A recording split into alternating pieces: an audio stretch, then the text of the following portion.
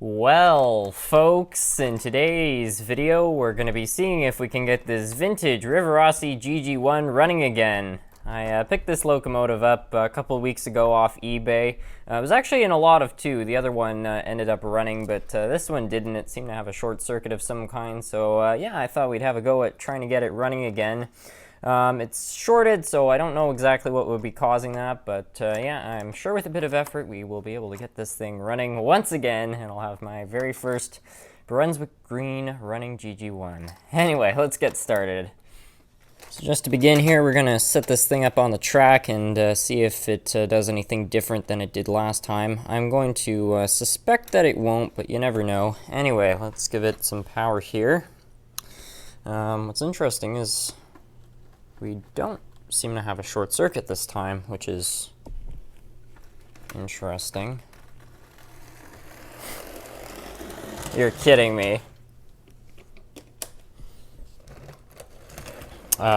Okay.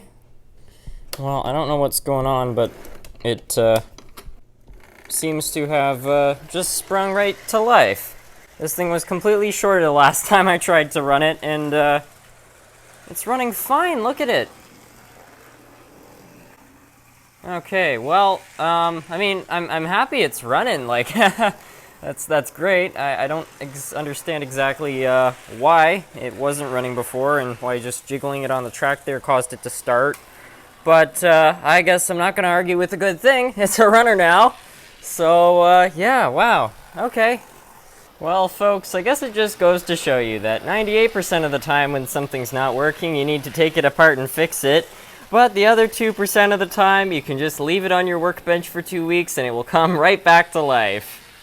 Well, I don't know. In any case, why don't we hook up some freight cars to this thing and we'll let it run around with that, because frankly, I want to see what the pulling capacity is like. It seems to certainly be running at a decent speed, I'll give it that. I honestly kind of can't believe that it just sort of sprung back to life and is even running moderately efficient for a locomotive of its kind. The only thing that's a little odd about it is that it sounds a little bit like it's always derailed, even when it is staying on the track, so don't really know what's up there, but in any case, let's hook up some cars to it. Alright, so we got our freight train all hooked up here. I know that the Pennsylvania Railroad hauled passenger trains with their GG1s, but I believe originally this is how they started off in freight service and then were later re-geared for passenger. I could be mistaken on that, but I'm pretty sure I read about that somewhere once. Anyway, here we are. It seems to be hauling all that just fine. I mean, I know it's not the longest train out there, but yeah, it's fair enough.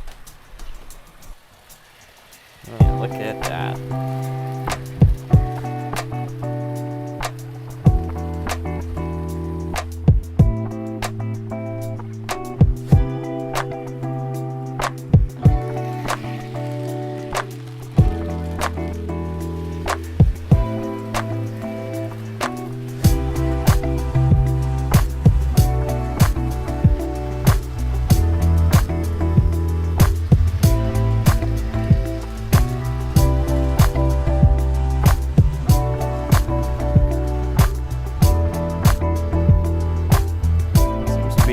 Struggling at this part for some reason. I think it's a traction issue.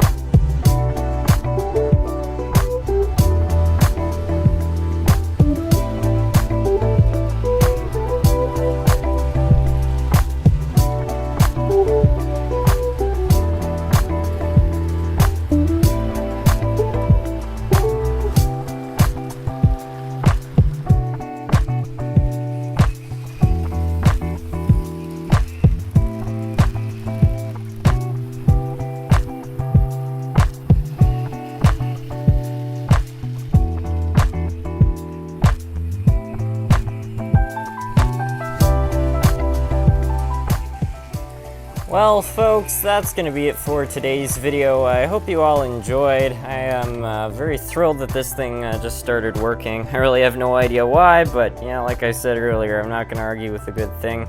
I should probably open this up and check it out just to make sure everything's in order. It's not drawing too much current, but the lubricants may be bad, and also I'm not so sure if the traction tires are entirely doing their job because it seemed to be slipping quite a bit. But yeah, overall, a pretty much completely working GG1 for what turned out to be like 60 Canadian dollars, because, you know, I got 2 of them for 120, so yeah, not bad. Not bad. Anyway, thank you all so much for watching.